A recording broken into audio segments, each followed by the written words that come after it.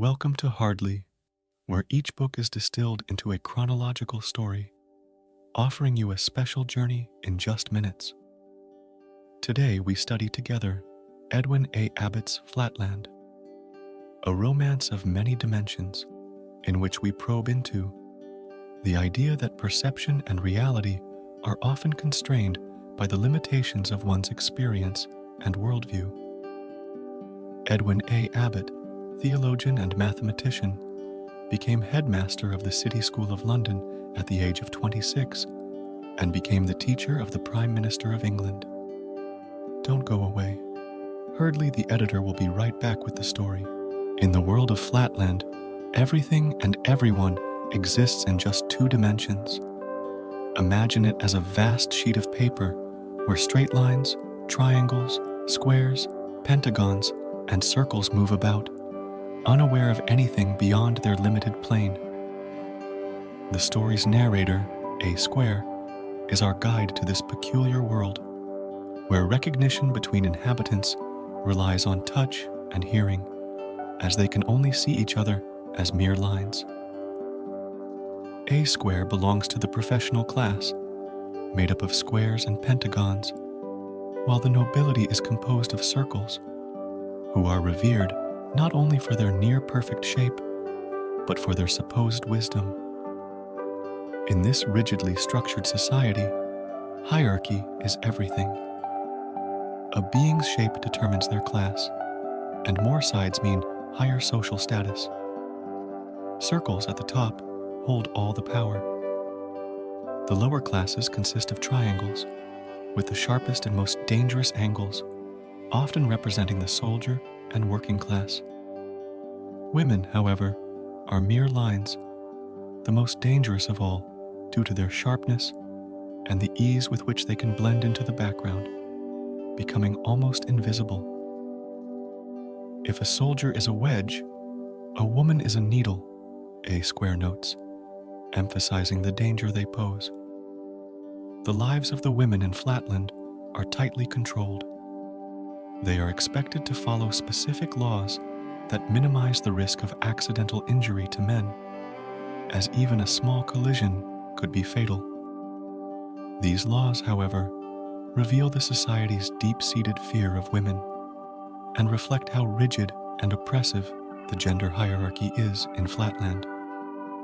Despite being aware of the limitations of their vision and the physical dangers posed by their flat world, the inhabitants of Flatland are firmly set in their ways.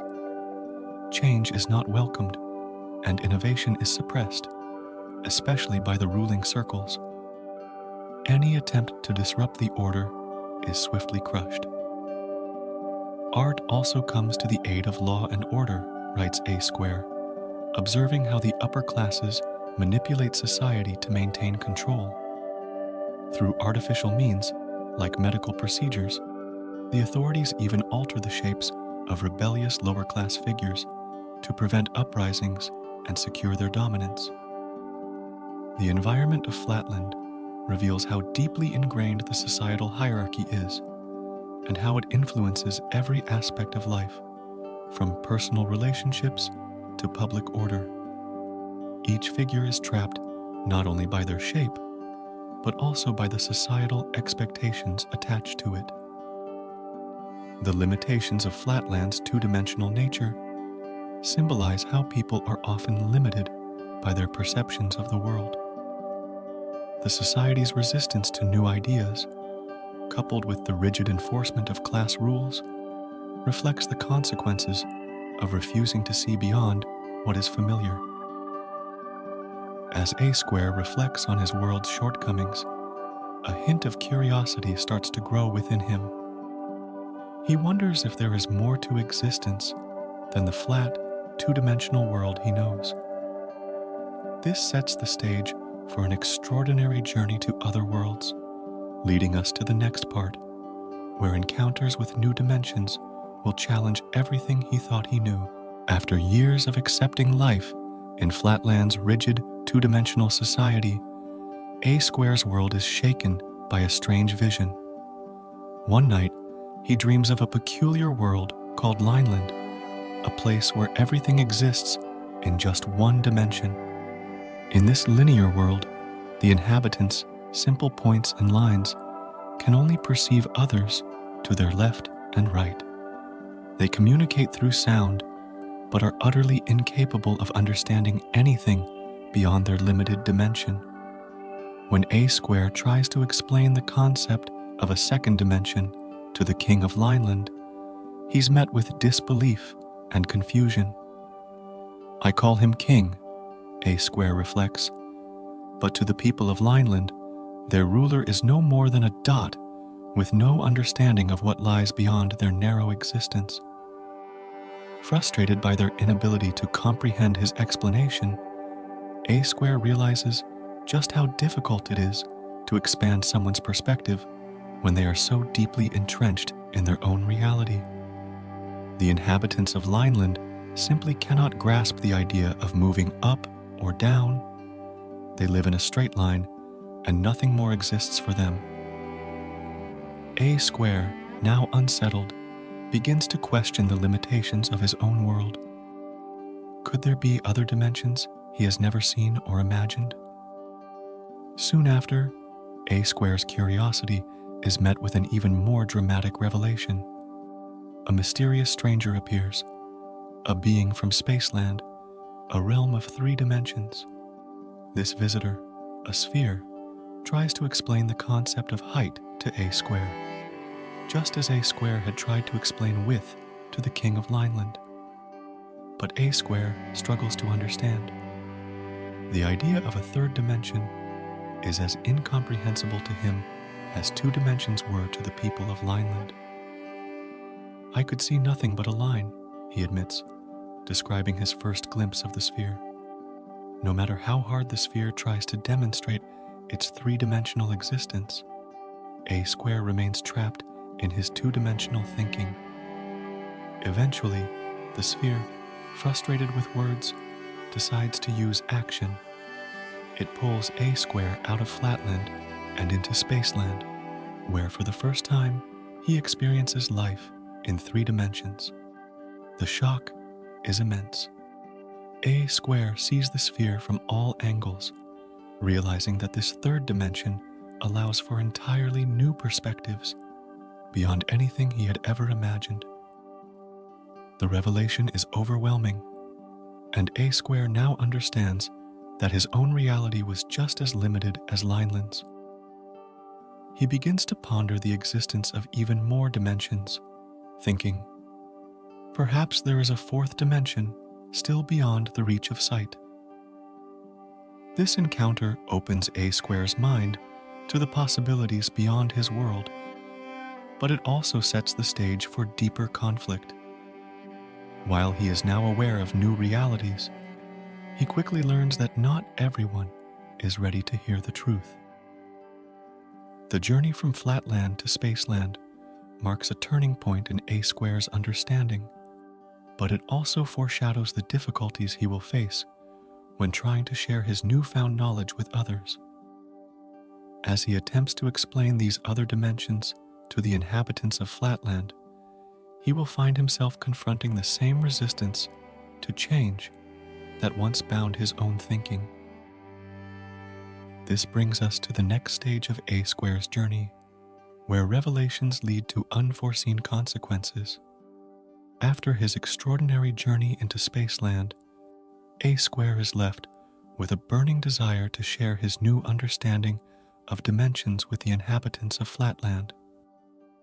His time with the sphere has opened his eyes, and he can no longer accept the limitations of his 2-dimensional existence. He now believes that just as Flatland citizens are blind to the 3rd dimension, there could be even higher dimensions that neither he nor the sphere can fully comprehend. With this newfound awareness, he hypothesizes the existence of a 4th dimension, and possibly even more beyond it. Back in Flatland, however, A Square faces an impossible challenge: how to convince others of what he has seen. He first tries to explain these revolutionary ideas to his grandson, hoping that the younger generation might be more open-minded. I tried to teach the theory of 3 dimensions to my grandson, and with what success? A square reflects with disappointment. The boy, though curious, cannot grasp what A square is describing. To him, the notion of a 3rd dimension is as ridiculous as the idea of flight would be to a fish. Undeterred, A square decides to take his message further. He begins preaching about the 3rd dimension to anyone who will listen, including his friends and fellow citizens. However, instead of being met with curiosity, he is greeted with hostility and skepticism. The ruling circles, in particular, see A square's ideas as a direct threat to their power. If people begin to believe in a 3rd dimension, the carefully maintained social order of Flatland could crumble. To preserve their control, the circles label A square as a dangerous heretic, and he is swiftly arrested. It is as natural for us Flatlanders to lock up a square for preaching the 3rd dimension, A square wryly notes, recognizing the harsh reality of his society's resistance to change. Imprisoned and isolated, A square has no choice but to reflect on his experiences. Although he is physically confined, his mind remains free, constantly exploring the possibilities of dimensions beyond what he has seen. In his heart, A square knows he cannot return to the ignorance of his previous life. Even though he has been silenced, the knowledge he has gained can never be erased. The price of enlightenment is steep, but A square believes it is a price worth paying. This final section of A square's journey speaks to the dangers of challenging deeply ingrained societal beliefs. The citizens of Flatland, bound by their limited perception, are unable to accept ideas that might disrupt the status quo. A square's story highlights the cost of revolutionary thinking in a world that is not ready to evolve. Yet, despite the consequences, his willingness to push the boundaries of understanding leaves an important legacy. Knowledge, once acquired, cannot be contained. As we move into the next chapter of A square's imprisonment, we see that even though he may never escape, his mind has already broken free. This sets the stage for us, the readers, to consider how new ideas are received in our own world and what it takes to shift perspectives beyond the familiar. Imagine living in a world where you can only perceive one plane of reality. You're surrounded by rigid societal rules, and any attempt to see beyond them is met with resistance and punishment. Could there be more dimensions, more possibilities than what you've been told? This story challenges the boundaries of perception, showing how individuals who question their limited reality face imprisonment and isolation. Yet, once enlightened, these individuals can never truly return to ignorance, even if society refuses to evolve with them. As the editor of Hardly, through understanding A square's journey, we can reflect on the future where embracing new dimensions of thought may not only challenge the current system, but unlock possibilities we never knew existed. In reflecting on the journey of A square, we return to the key point. Perception and reality are constrained by the limitations of one's experience and worldview.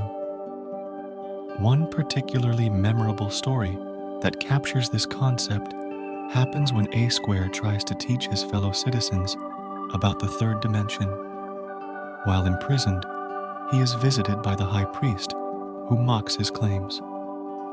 Determined, A square tells the priest that the rulers of Flatland have height, though they refuse to acknowledge it.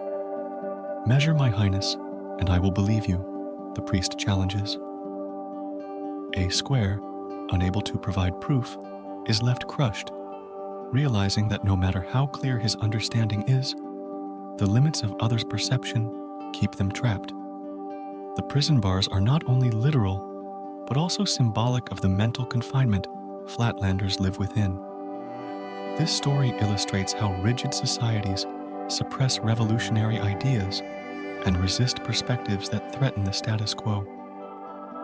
A Square's journey, from ignorance to enlightenment and eventual imprisonment, becomes a cautionary tale about the consequences of challenging deeply entrenched beliefs.